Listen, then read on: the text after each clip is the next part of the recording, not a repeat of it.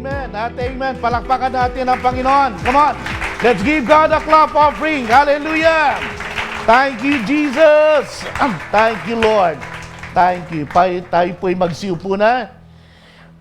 Glory to God. Hallelujah. Good afternoon, church.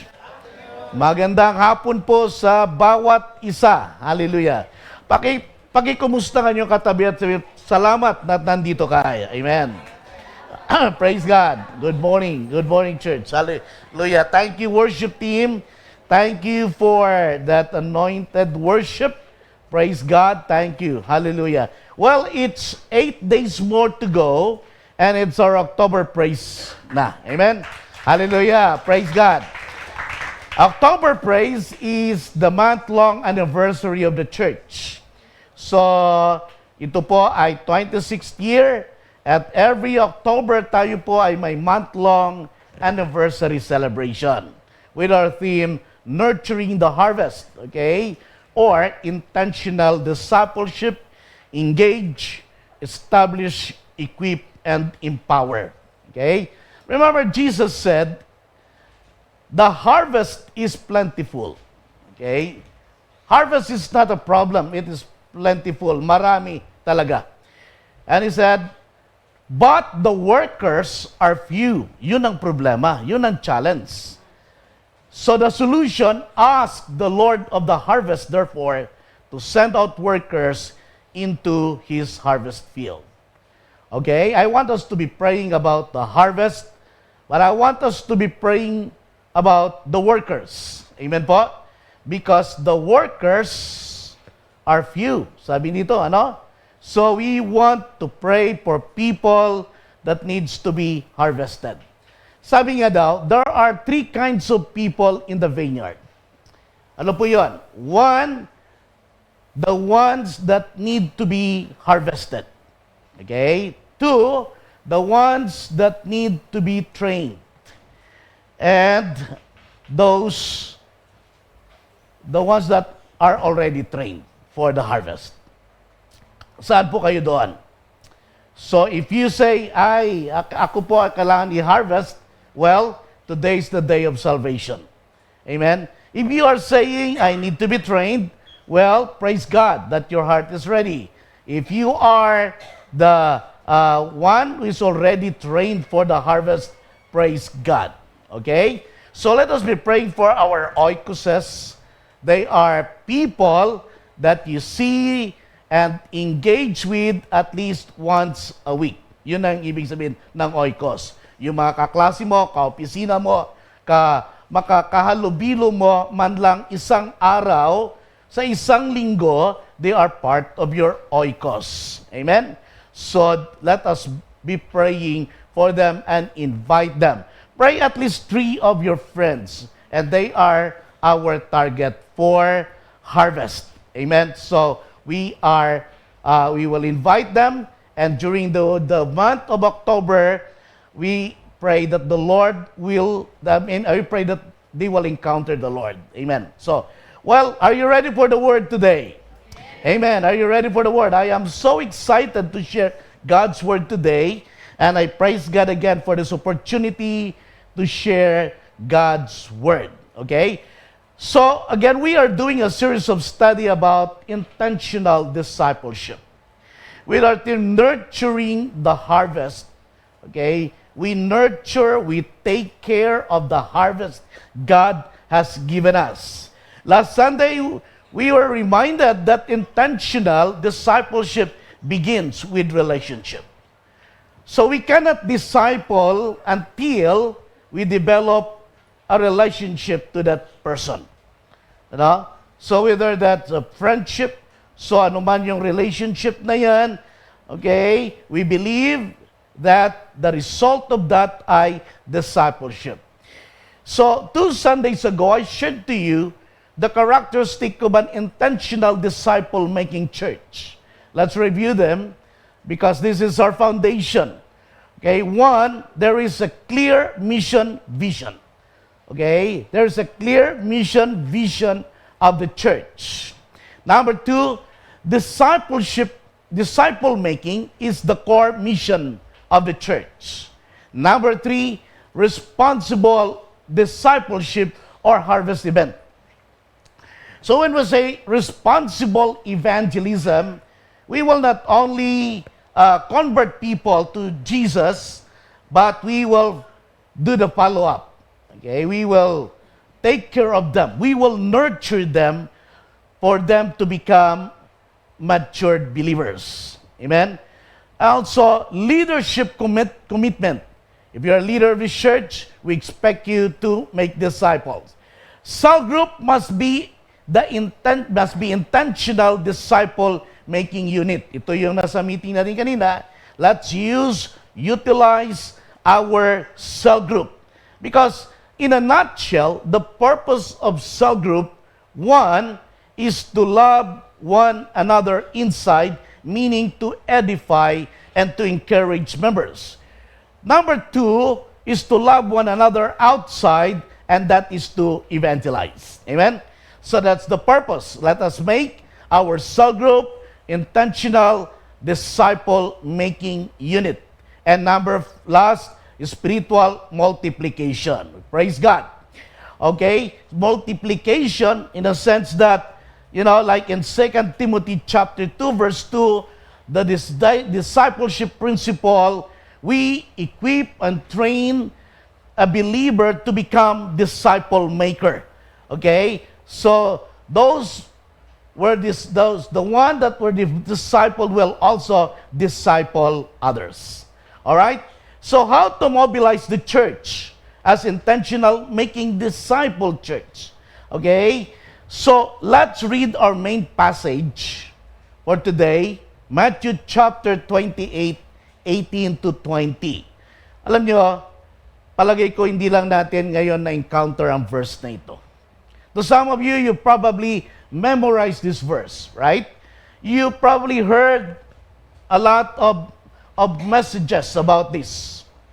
But until the Lord will give you revelation. May mga verses na ganon. Even John 3:16. Kahit memorize mo, if you don't meditate and if you don't, ask God for a revelation, it just become a memory verse, And kung ano man yung verse na yan, para saan ito. Okay? So we need revelation. So this verse, I pray that God will speak to you today and will give you revelation so you will understand and do this verse. Then Jesus came to them and said, "All authority in heaven and on earth has been given to me. Therefore, go and make disciples of all nations, baptizing them in the name of the Father and of the Son and of the Holy Spirit, and teaching them to obey everything I have commanded you, and surely I am with you always to the very end of age." We praise God for the reading of His Word. Making disciple is for every believer. Okay? The Great Commission, this is called the Great Commission, is every believer's commission. Matured ones, young ones, new believers. This is for you. This command is for you. Making disciple is for today's disciples, and you are a disciple of Jesus. Amen. Are there disciples of Jesus here? Say amen. Amen. Okay? So, may mga disciples ba si Jesus dito? Amen. Okay? So, if you already received Jesus Christ as your Lord and Savior, you know you have a personal relationship with God. Okay? You know you are saved. You are a disciple. Amen? Now, for us to become a disciple maker, I want us to understand the following. Number one, understand our true identity. Who we are. Okay? We are a disciple. And who is a disciple? Is this important? Napaka-basic naman yan, Pastor Doms. Yes, is this important? Ito kasi ang finished product ng ginagawa natin. Okay? Christ-like disciple. Remember, you cannot become a disciple maker unless you become a true disciple. Kasi hindi mo alam kung ano yung disciple eh. Sabi nga, we cannot give what you do not have. You cannot bring someone to a place you've never been before. Or you cannot let them experience what you've never experienced. For example, how can you teach someone how to swim if you don't know how to swim? Sabi mo, dali lang mo lumangoy, ganito yan lang ako, nakikita ko sa TV. Ganito lang yan, ano? So, pwede mo ba akong turuan? Marunong ka ba? Hindi nga hindi nga ako marunong pero parang ganun lang yan. Okay? So, in the discipleship, ganun din yon. Why it's hard for us to disciple because you've never been discipled. Nobody discipled you. Okay? Na born again ka, marahil pinabayaan ka lang. Paano nga ba mag-disciple ng isang believer to become a disciple maker? Amen? Now, how can you train a believer to become disciple maker when you yourself do not manifest the character of a true disciple? Today, sad to say, there are many who claim to be Christians, but few are true disciples. Amen? So, we live at a time when many claim to be disciples of Jesus, but few are obeying the Great Commission. So, sino nga ba ang totoong alagad ng Panginoon o ni Kristo? Number one, a true disciple is someone who is committed to follow Jesus. Committed to follow and obey Jesus at all costs. Okay? Sabi sa Matthew 10:38, whoever does not take up their cross and follow me is not worthy of me. Okay? So, whoever does not take up their cross, yan ang popular version, and follow me is not worthy of me. You know, Jesus called and trained 12 disciples. They were ordinary people like us. Some are fishermen. But they are committed in following Jesus at all costs. Okay? Until their last breath. Kung alam niyo lang kung paano sila namatay because of the gospel. Okay? But until their last breath, they commit it to God, to Jesus. Ang isang disciple ay yung mga tumanggap at nanampalataya kay Jesus. How? Paano yon? Nung tinanggap nila si Jesus bilang kanilang Diyos at tagapagligtas, okay, they turned 180 degrees para sundin ang Panginoon. So kung dati ang lakad nila ay sila lumalakad sa mga makamundong bagay, when they encountered the Lord, when they received Jesus Christ, na born again sila. Okay? And they turn 180 degrees, not 360. Okay? Kasi babalik ka ulit sa lugar mo, no? Okay, 180 degrees, okay, and follow Jesus. I remember the old hymn that says, I have decided to follow Jesus, no turning back, no turning back. The world behind me, the cross before me. Yun bang una? Ano? So, in other words, okay, the cross before me, the world behind me, the cross before me, the world behind me. Okay? So, listen, church. So, yun po, ang totoong disciple is a follower and obedient to Jesus. Okay? Ang mga makamundong bagay na ginagawa noon ay wala na, tinalikdan na. Ang mahalaga sa iyo ay sundin si Jesus. Amen po ba? Okay? So meron po ang isang youth na umalis nagpaalam kasi sabi niya, kasi yung dati kong ginagawa, hindi ko na nagagawa dito. Okay? So ano kaya yon? So siguro yung mga dating makamundong ginagawa. Okay? So praise God, dahil hindi natin tinotolerate ang makamundong gawa dito. Amen? So we want them to become a disciple of Jesus. Number 2, a true disciple of Jesus is committed to fellowship with other believers. Committed to fellowship with other believers. John chapter 13, verse 34 to 35. So, a new command I give you, love one another. As I have loved you, so you must love one another. By this, everyone will know that you are my disciples if you love one another. So, isang katibayan pala na ikaw ay alagad ng Diyos, ikaw ay handang makipag-fellowship at handa mong mahalin, tanggapin ang kapwa mo mananampalataya. Amen? Dito sa Comprise, may mga cell groups tayo. Sabi ko kanina, ang layunin ng cell group ay dalawang love. Love one another inside, we call it edification. At love one another outside, we call it evangelism. Okay? So when we edify one another, in cell group, we express love, concern, we minister to one another. We pray for each other as members. Mapumunta man doon, may problema, pinagpipray ang bawat membro. Okay? I don't know about in your cell group, but in our cell group, we pray specifically for everyone. Okay? Every member, as in every week. Okay? We name them one by one. Okay? So that's how we do it. Kasi para bang, konti na nga lang, hindi mo pa mapagpipray. So I hope na in your cell group, you take time to pray because that's the purpose, edification. You encourage one another. Okay? So, number 2 is, it's an open cell. Now, I want to assure you, okay, lahat ng cell group ay may flaws. There is no perfect cell group. Okay? Walang perfect kahit yung original cell group. Di ba, Brother Peps and Brother Freddy? Di ba? Okay? Apat nga lang nun eh. Pero, yun yung original na yun. Pero, hanggat dumami, ngayon 50, praise God.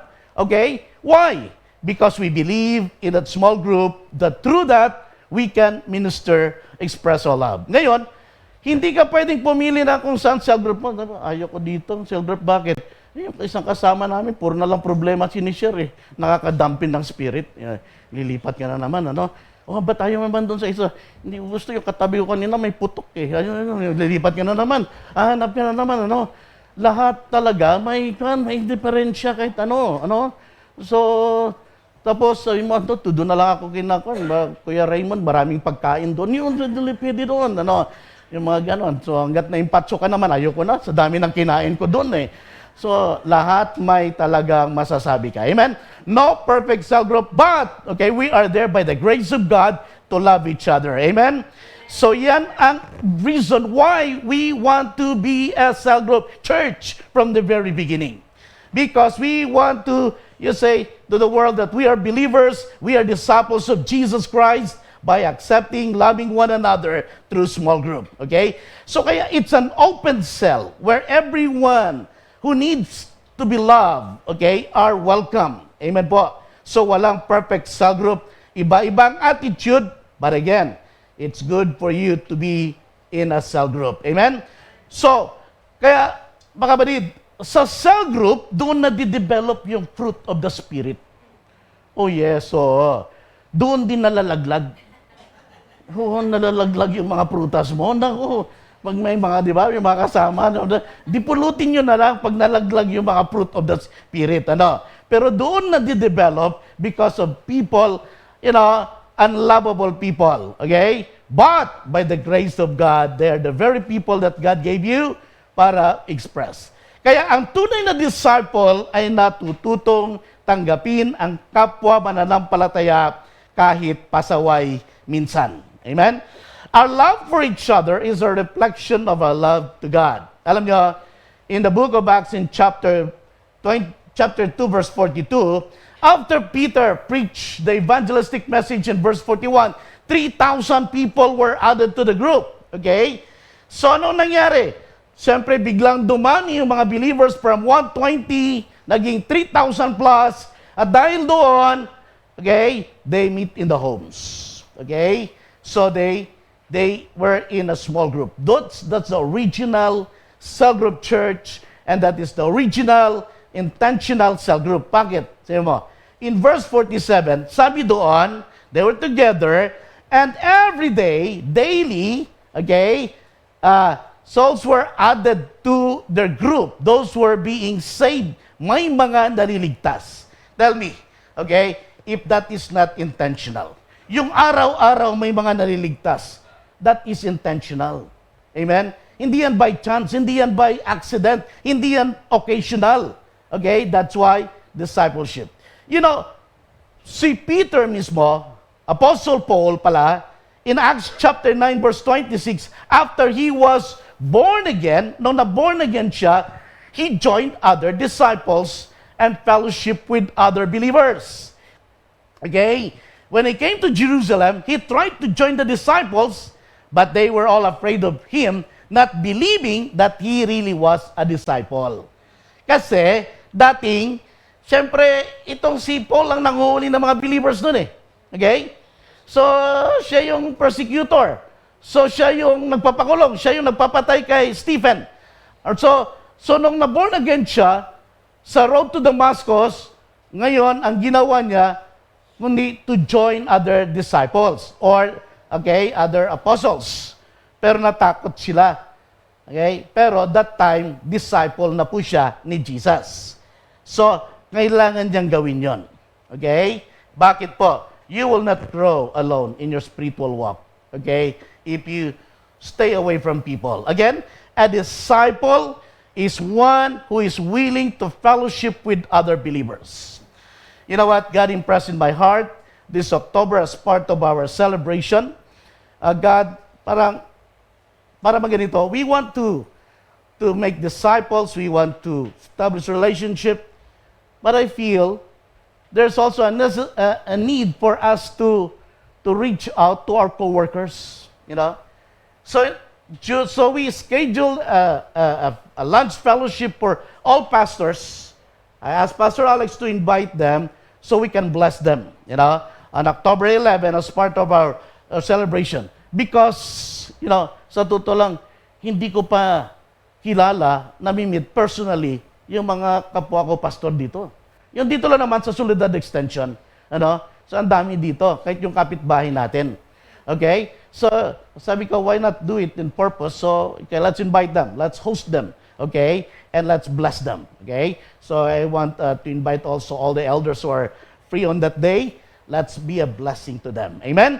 Because that is who we are. We are blessed to be a blessing. Palakpakan po natin ang ating Panginoon. Amen? Okay? So, church, they are also partners in winning our city, our barangay for Jesus Christ. Number 3, committed, okay, a disciple is one who is committed to lead others for Jesus. In Matthew chapter 4, verse 19, a true disciple is a soul winner. Okay? Come, follow me, Jesus said, and I will send you out to fish for people. Okay? So tinawag niyo mga fishermen, hindi na isda ang hulihin nyo, kundi mga tao para gawing disciple ko. Wow. Okay? So, ang tunay na alagad ni Kristo ay nag-aani at nag-aakay ng kaluluwa para sa Kanya. Okay? Ito man ay membro ng pamilya natin, kapitbahay, kaklase, kaopisina. Your goal is to bring them to Jesus Christ. Tandaan natin, tayo ang binigyang karapatan ng Panginoon para humayo at magbahagi ng Ebanghelyo sa lahat ng bansa, sa lahat ng tao. Amen? Ang believers, ang kanyang church, ang binigyang authority para humayo, magbahagi ng kanyang salita ng gospel, because the gospel is the power of God unto salvation. Kapatid, ang church po, hindi po natin dapat iasa sa ating mga Senado o Kongreso, Your Honor. Okay? Imagine na lang kung sila, yung mga alam nating mga Christian nga doon nagwawala. Para bang Your Honor. Okay? So, kung sila baka mawalan ng mga tagabahagi. Okay? So mga kapatid, ang church. The church, okay, are the people of God. Tayo po. Walang ibang agency dito sa mundo. Walang ibang binigyang karapatan kundi ang kanyang mga anak, the church of God. Amen? Tayo ang inatasan. So, again, when was the last time you shared the gospel to someone? Church, the main mandate of the church is not charity or not to build good facilities, but it is the preaching of the Word of God. It is the preaching of the gospel. Can I hear amen? Yes, we do charitable things. Nagbibigay tayo. Tumutulong tayo. Okay? But for the sake of the gospel. But again, that's not our primary calling, but it is the preaching of the gospel, the preaching of the Word, and to make disciples of Jesus. Tanda natin, hanggang siya'y babalik. Because the Lord will come again. Pinag-aralan natin for His church. Okay? Not for anyone else, but for His church. Amen? Number 4, a true disciple is one who is committed to multiplying disciples. Hindi dapat tumigil sa atin ang pagiging disciple. Dapat each one of us must become a disciple maker. Ano sabi sa 2 Timothy chapter 2 verse 2? Okay? And the things, sabi ni Paul kay Timothy, you have heard me say in the presence of many witnesses, entrust to reliable people who will also be qualified to teach others. Okay? So Paul to Timothy, to reliable people, and then who will be qualified also to teach others. Pinapasa. Nagdi-disciple ka para i-disciple ang iba, para mag-disciple din sila. Amen po. Okay? Again, a disciple of Jesus is one who has a personal relationship with God. He is committed to follow and obey Jesus. He fellowship with other believers. He lead others to Jesus Christ and multiply disciples. So are you a true disciple? If you are a disciple, number 2, I want you to understand this. I want you to understand the resources the Lord gave us. Our resources. Our true identity, our resources in making disciples. Be aware that when the Lord Jesus commissioned us to go and make disciples, He gave us some resources or supply that we need in making disciples. When the Lord commissioned us, He did not commission us empty-handed. Okay? Meron siyang binigay. Meron siyang pabaon. Meron tayong supply. He did not leave us empty-handed. Okay? Alam niyo, pag sumunod tayo kay Lord, hindi niya tayo pababayaan. Hindi niya tayo gugutumin. At lalong hindi niya tayo ipapahamak. Si Lord kasi ang sinusunod natin. Amen? Many people may fail you or yung ibang tao paasa, but the Lord will never fail or will never abandon you. Can I hear a good amen? He is good all the time. He is forever faithful. Okay? Wala ka dito, had it not for the goodness and faithfulness of God. Amen, church? Yes. Now, so, balikan po natin sa ating verse. Now, from verse 16, sabi dito, then the 11 disciples, bakit 11 na lang? Sinong nawala? Si Judas. Ano? Talagang tinayo na yung pagkakamali niya at nagpakahudas na talaga. Ano? So, siya yung nagpakamatay. So, he went to Galilee, to the mountain where Jesus had told them to go. When they saw Him, He is now in His glorified body. They worshiped Him, but some doubted. Okay? So, ganyan talaga ang mga Christians ngayon. Some worship Jesus, but some still doubting. Okay?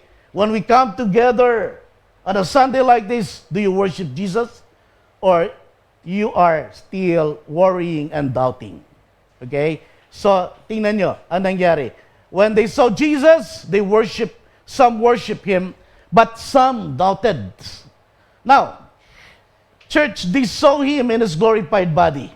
Ito po ang kanyang mga sinabi. Verse 18, Jesus said, all authority in heaven and on earth has been given to me. Jesus is saying, okay, through the authority that the God has given to me, I now commissioned you to go.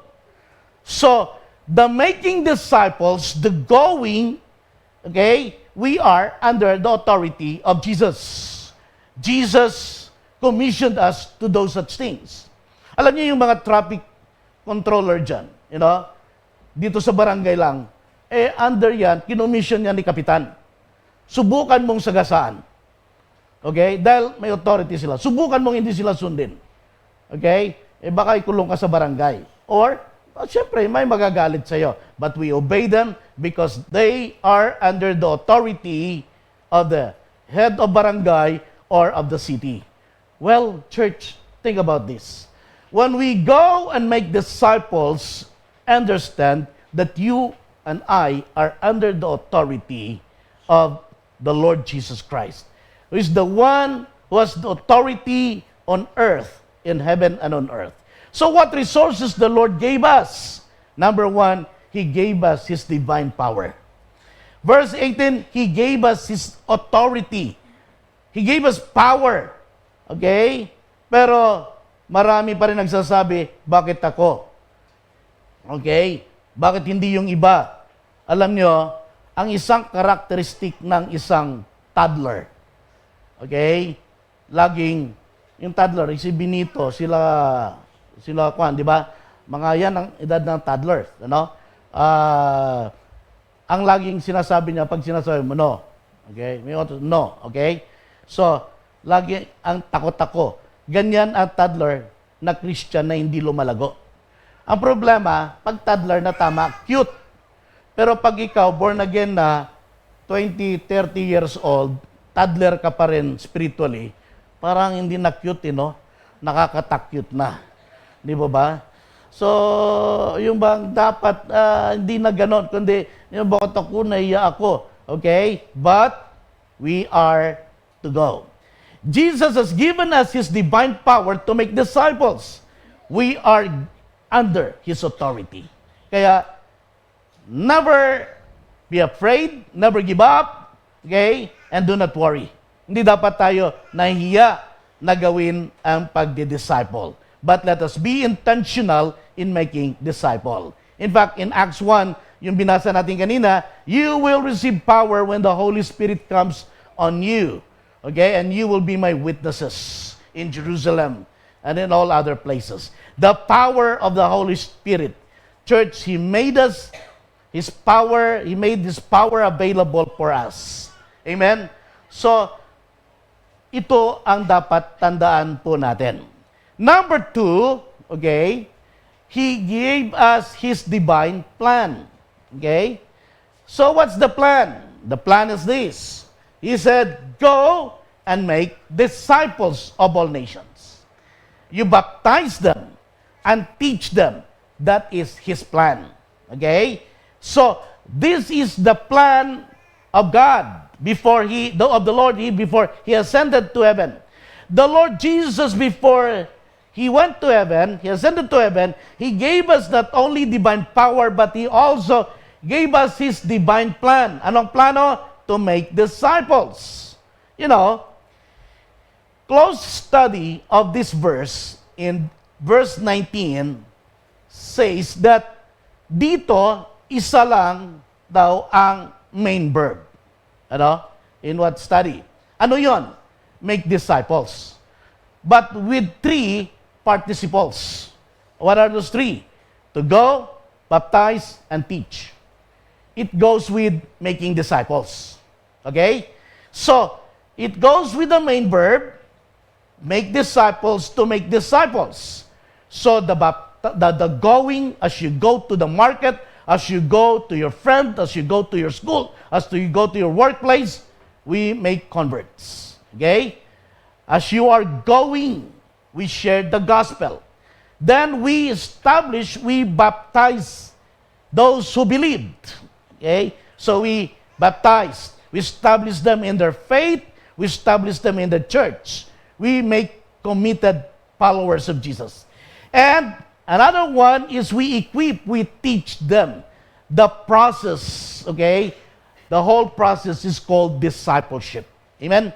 So we are to make disciples. That is His divine plan. At wala siyang pinagkatiwalaan sa plan na ito in making disciples but His church. Amen. So, tayong mga mananampalataya. Number 3, He gave us His divine presence. divine power, divine plan, and His divine presence. Again, the resources He gave us is His divine presence. Verse 20, and surely I am with you always. Wow, ang sarap pakinggan. Okay, church, as we go and make disciples, He gave us His power, His plan, His promise, and the assurance that He will never leave us nor forsake us. Amen? Can we give God a clap offering for what He has given us? Hallelujah! Praise God. Thank you, Jesus. Okay? May binigay siya sa atin, utilize po natin. The power through the Holy Spirit, utilize natin. It is the job of the Holy Spirit to convict. We are simply to obey God, to preach the gospel. Okay? To share, to invite, to bring, to be a blessing. It is God's Holy Spirit to convict people. He gave us His plan.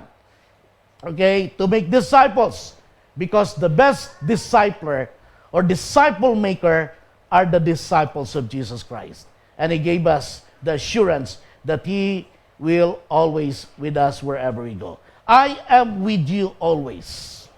Bawat sitwasyon, anumang kalagayan, church, ito ang binigay sa atin ng Panginoon. Now, understand our identity. I want you to understand our resources, but I want you to understand our current status. I want you to make careful attention here, no? The challenge that we are facing. The harvest is plentiful, but the workers are few. Okay? Yan ang challenge. Anong challenge? The workers are few. You know? This is the challenge we are facing. I want you to understand our current, okay, situation or status here. Number one, the world's population. Okay, the world's population is about 8 billion. Okay, statistician says that out of 8 billion, only 11% are committed born-again Christians. That's 8.8 million. Okay? 30% of the 8 billion are called nominal Christian. Okay? Actually, pinakamarami pa rin ang Christians. Ano?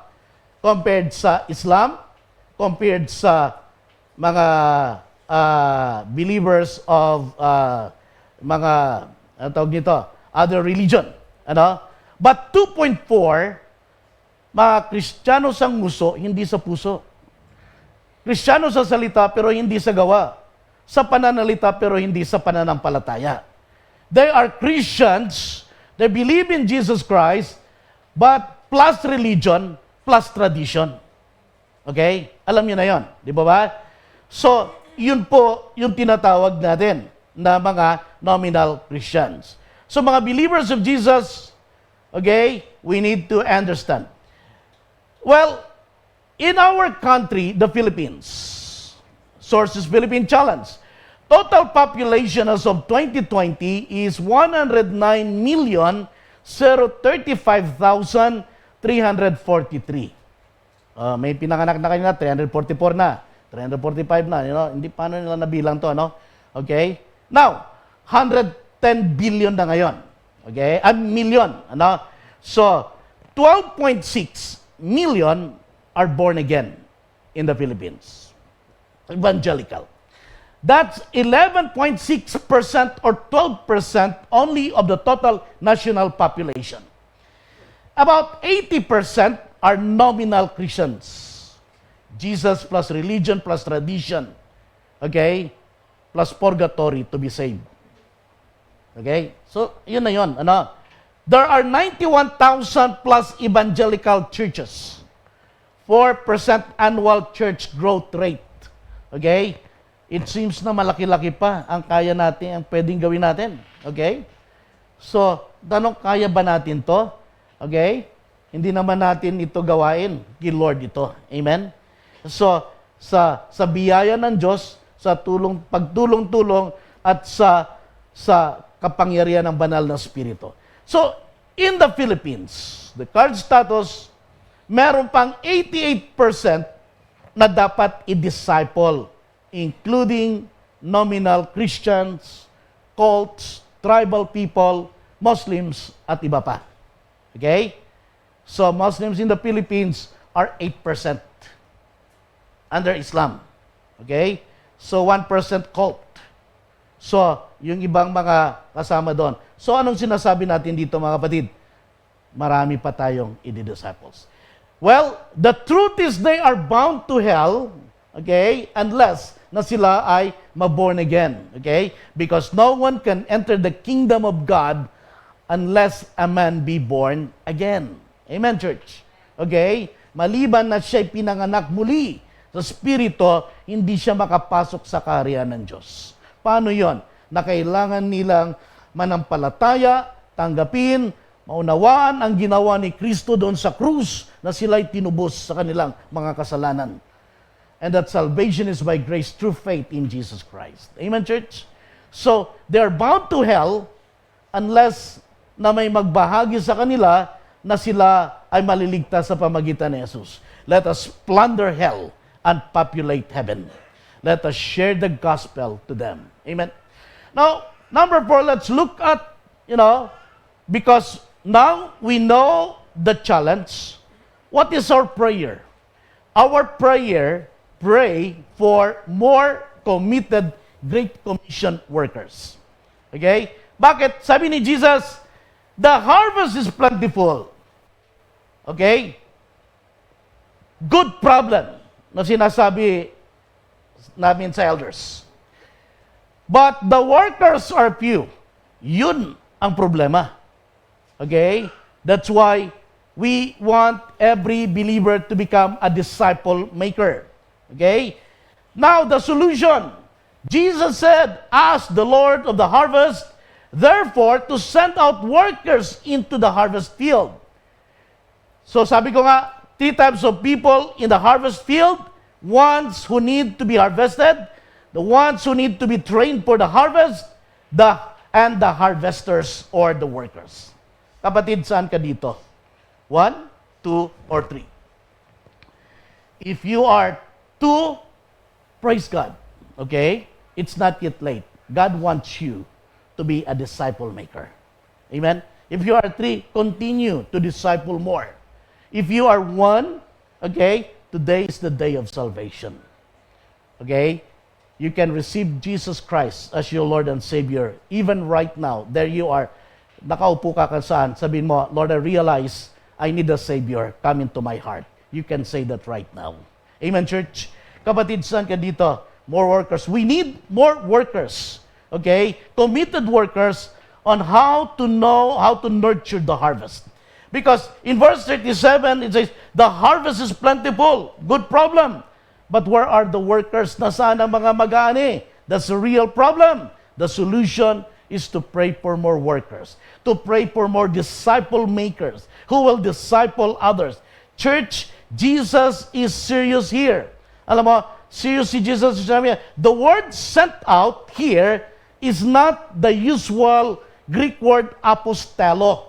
Yung apostelo kasi, when we say we commission, we set apart someone, we apostelo them. But here, Jesus used the Greek word ekbalo. Okay? Ekbalo, to cast out, meaning a strong word. We use this word ekbalo to cast out demons, to cast out darkness, or to force people out. You ekbalo them. Okay? So Jesus said, the harvest is plentiful. Pray to the Lord of the harvest to ekbalo workers. To send out workers, okay? Workers to the harvest field, meaning to send them forcefully, for the harvest is plentiful, and they belong to God, and necessary, we need to force people out of their comfort zone. Okay? This is it, to do the harvest, because the harvest belongs to God. Amen? Okay? Yung mga harvest na yon, na kung sa pag hindi maani, talagang, masisira. I was telling the morning service here, when we were in Blang, Hazel and I, my brother told me, who said, who is taking care of my small na mana, sabi niya, tomorrow is harvest time. But walang worker, walang harvesters. Okay? Why? Kasi sabay-sabay. And so, ma-overripe. Pag na-overripe, pwedeng ang kakain, mga maya, o di kaya kung nakababad sa tubig, nako, sira ang palay mo. Eh di bibili na lang. Ngayon, 16 pesos per kilo na lang. Kawawang farmers. Pagka hindi pa dry, sabi niya, magiging 12, 14. Kawawa talaga, yung mga farmers. But the problem is, kulang ang workers. Even in the Lord's vineyard, I tell you, that's why Jesus said, you ikbalo workers. You force them to go, okay, to the harvest field. Church, the choice is yours. Ano po ang tugon natin? Either you will say, Lord, I am willing, use me. Make me a channel of your blessing. Hazel and I, we never forget to pray every day, Lord, we want to be a blessing. Okay? We thank you for your favor for the day, but we want to be a blessing. Use us as a channel of your blessing in any way you can. Okay? So wherever we go, we are very careful to discern what the Lord wants us to do. So, are you praying, Lord, here I am, send me. Lord, here I am, send others. Okay? Lord, I am willing. Or, you be cast out. Amen. Church, the solution, pray for more Great Commission workers. The harvest belongs to God. Let us nurture them. Let us take care of them. Let us develop them to become disciple makers. Check your heart. Pray that God will develop more disciple makers in different sectors of our society. In arts and entertainment, in business sectors, in the campus, okay, in the government, among politicians, in the military, even in farmers. May God raise more workers to harvest souls for Jesus. I don't know what sector you belong. You need to become intentional in winning your oikos in that area. Number 5, I want us to follow this model. Nakita natin ang problem, nakita natin ang solution, and here is the solution, is a model. How early Christianity spread. Okay? In Acts chapter 8, verses 1 and 4, have you dito? And Saul approved of their killing him. On that day, a great persecution broke out against the church in Jerusalem. And all except the apostle were scattered throughout Judea and Samaria. Those who had been scattered preached the gospel or preached the word wherever they went. Hallelujah. This is our model. Di ba, sabi ni Jesus sa Acts chapter 1 verse 8, and you will be my witnesses, okay, and you will receive power when the Holy Spirit comes in you, and you will be witnesses in Jerusalem, in Judea, in Samaria, and to the ends of the earth. Okay? Now, in Acts 1, they are in Jerusalem. Nagkaroon ng revival. Okay? So may revival, 3,000, every day may nasisave, at dumami ang mga believers sa Jerusalem. Because of this, nagkaroon na tinatawag na great persecution. Isa na doon, si Saul, o si Paul, formerly called Saul, na hinuhuli ang mga Christians. Actually, yung pinaka-religious na tao, si Saul. Okay? Ang alam niya, yung ginagawa niya, tama. Mali ang mga disciples. Kaya hinuhuli niya, sinisira niyo ang religion. Sabi niya, kaya hinuhuli niya in good faith. Yun ang alam niya di ba? Okay? So, pero sa mata ng Diyos, mali siya pala. Kaya nung na-encounter niya si Jesus on the road to Damascus para manghuli ng mga believers sa Damascus, okay, he encountered the Lord, a bright, light shone towards him, and Jesus spoke to him. Okay, he said, Saul, why are you persecuting me? Okay, who are you, Lord? I am Jesus, whom you are persecuting. That's when he realized, hindi pala si Jesus ang sinaserban niya. That's when he realized he is serving his religion, but he is not worshiping. Okay? He is not worshiping the Lord Jesus. Okay? There are many people who are religious, but they don't have personal relationship with Jesus. There are very people who are very religious, doing all those, traditions, okay, but they're bound to hell, okay, because, you see, they don't have personal relationship with Jesus. Holy One. So kaya nung nakilala niyang Panginoon, nabago siya. Okay? So ngayon, nagkaroon ng persecutions, chapter 8. Okay? So noong chapter 9, naging believer na si Paul. Okay? Di po ba? And so, nag-join na siya sa mga disciples. But in chapter 8, sabi dito, because of great persecution, the believers, the church in Jerusalem, were scattered. Not the apostles, believers. Okay? Verse 4 says, those who had been scattered preached the word wherever they went. Wow, hallelujah. They continued to preach the gospel wherever they went, in Judea, in Samaria, kung saan-saan sila napapadpad, they shared the gospel, hindi uminto na pagdi-disciple, they spread the gospel, the boldness. What the apostles taught them in Jerusalem, okay, now it's their turn to do it in Judea and Samaria. Amen, church? So, dito, this is an example. They were the first cell group church who did intentional discipleship. Okay? So, they spread the gospel with boldness everywhere and Christians multiplied. Kailan pa ba tayong magkaroon ng persecution sa ating bayan para mag-disciple tayo? Okay? Kung kailangan hulihin lahat ng mga Christians, okay, may ebidensya kaya sila sa'yo na Christian ka. Ang worst kung sabi nila, hindi naman Christian yun, hayaan mo na. Okay? Kasi hindi nila nakikita sa ating pamumuhay. Di ba ba? So church, we trained people to become intentional disciple makers. The men and women, okay, in Acts chapter 8, women of God were trained by the apostles to become disciple makers. Hallelujah. Hindi na sila kailangan pang karin. This is all model. Notice also in Acts chapter 2, verse 41, after the revival, na 3,000 people, sila, itong mga taong ito, in verse 46 and 47, the Lord added daily those who were being saved. That's on purpose. Meaning, okay, it's intentional, not by chance, not by accident, not random, not occasional. Church, sabi, daily. Daily.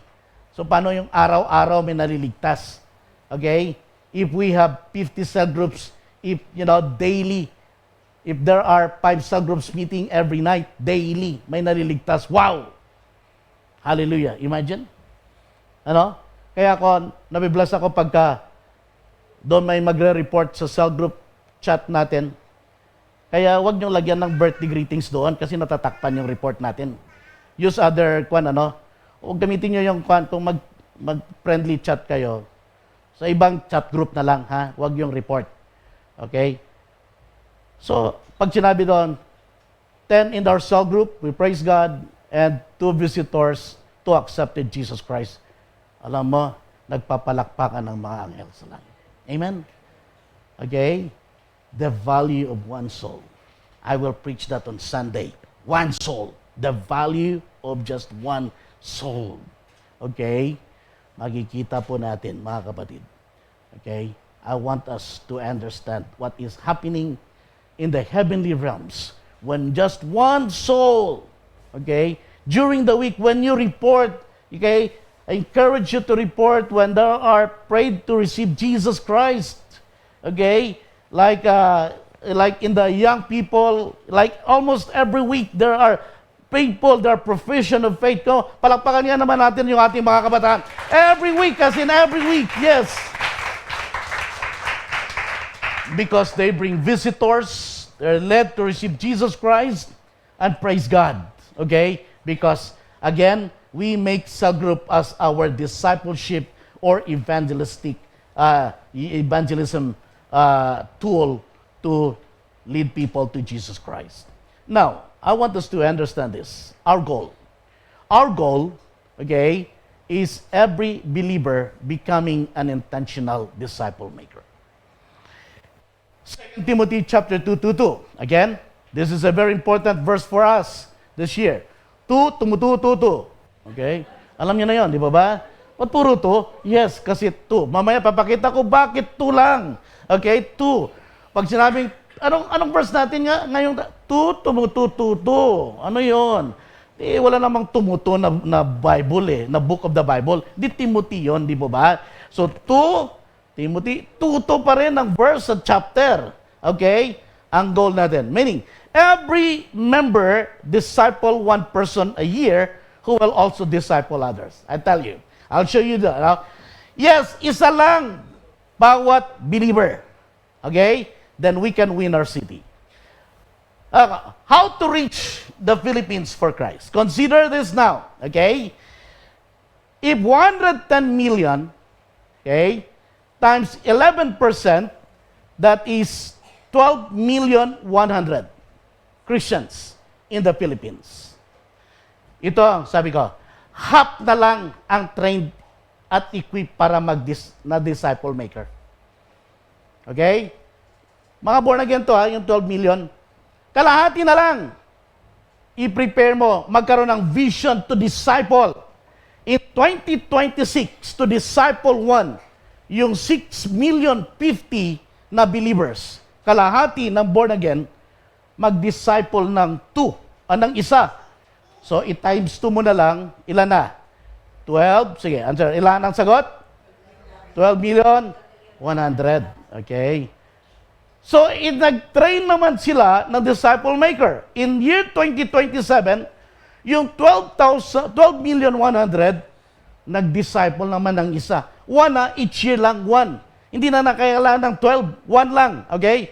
Ilan na? At the end of 2027, 24, 200. Yung 24,200, nag-disciple pa rin ng isa lang uli sa 2028. Ilan na? 48. Pag 2029, ilan na? Okay?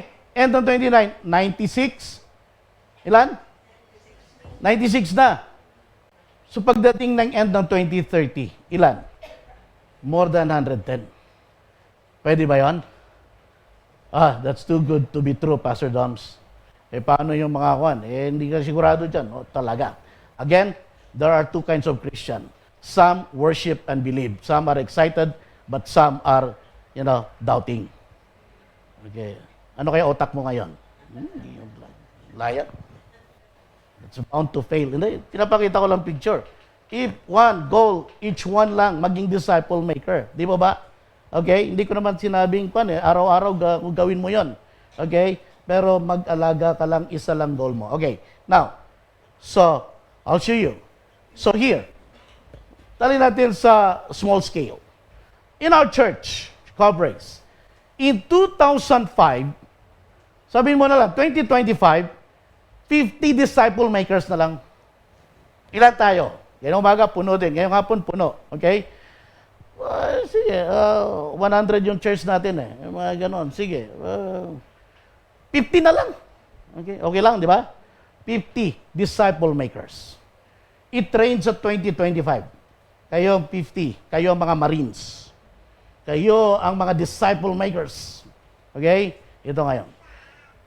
Pag 2026, ang 2026, pag 2025, itong mga 50 na ito, naging 100. Tama ba? Okay. Pagdating ng 2026, yung 100, naging 200 na. Yung 200, pag 2027, isa lang, taon, 400. Sa 2028, isa lang uli, 800 na. 2029, isa lang uli, 16. 2030, 3,200. Okay. Pwede ba yun? Pastor Doms, wala, yung iba, tamad yan, hindi mag-disciple yan. Di ba ba? Okay lang yun, okay? Pastor Doms, lagyan natin ng mortality rate. Yung dinidisciple ko, nawala Okay. Yung mga tamad talaga, ayaw talaga, Kahit anong sabihin mo, ayaw talaga mag-disciple eh. O, edi sige, lagyan natin. Yung lilipat, yung nagtatampo, umalis na lang. Yung ano, sige, may tampo. Yung mga Zimbabwe, yung Simba uwi na lang. Yung gano'n. Sige, ilan percent? 20, 30, 50, 70, 80? Lalago pa rin tayo. Amen? Ang punto natin, nagdi-disciple pa rin tayo. Amen? Okay?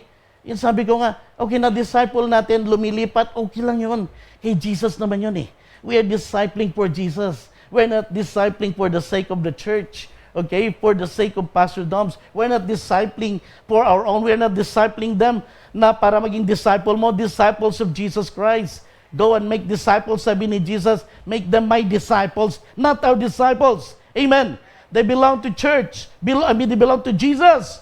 Pero kapatid, lalago pa rin pag nag-disciple. Pero sinasabi ko lang dito, medyo itaas natin, i-level up natin yung passion natin to disciple because, okay, it is always possible, kung darating na sila, so praise God!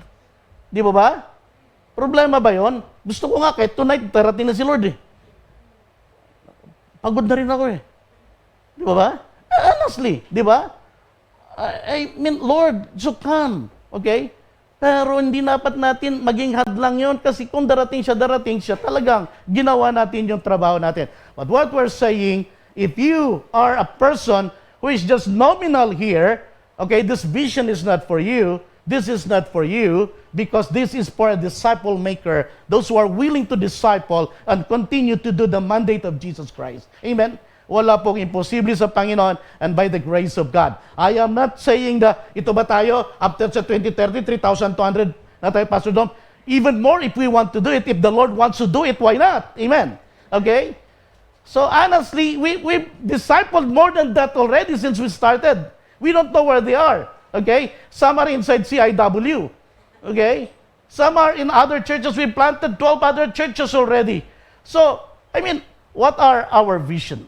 The point here is, I am here, okay, for us to have a vision, okay, of discipling the nation for Jesus Christ. Amen. Because this is the mandate God has given to us. Because many are bound to hell. Let us plunder hell and populate heaven. Because they are bound to hell. Ang solution, sabi ni Jesus, pray to the Lord of the harvest to send more workers. Now, yun na lang pinakalis natin na gagawin. To answer the prayer, the solution of Jesus, to pray for more workers. Will you be one of those workers that we are praying? Amen, church. Praise God. Because this is what the Lord wants us to do, to become workers of His vineyard, to harvest for souls. Come on, church. Let us give praise to God. Palakpakan natin ang ating Panginoon. Listen, church, our goal is for every believer becoming a disciple maker. Jesus said, go and make disciples. The harvest is plentiful. Pray to God for more workers. Would you please stand on your feet as I pray for you right now? Hallelujah. Raise your hands to God. Let's raise our hands to the Lord. Let's say, Lord, here I am, send me. Thank you. Here I am, Lord. Use me for your glory. Our Father in heaven, we thank you for your word today. Thank you for the message that you have given us for us to win souls and make disciples. Lord, pagpalain niyo po itong mga anak mo. We raise our hands. Lord, we say, Lord, count us in. We are your workers in your vineyard. Help us, use us for your glory. We want to advance your kingdom. Lord, we are your workforce, the harvesters of your kingdom. By your grace and in the power of your Holy Spirit. Help us, Lord. And I pray, Lord, that you will send out more workers into the harvest field. Thank you, Jesus. We may see more disciple makers in the coming days. More disciples of Jesus Christ. Thank you, Lord. In Jesus' name I pray. Amen and amen.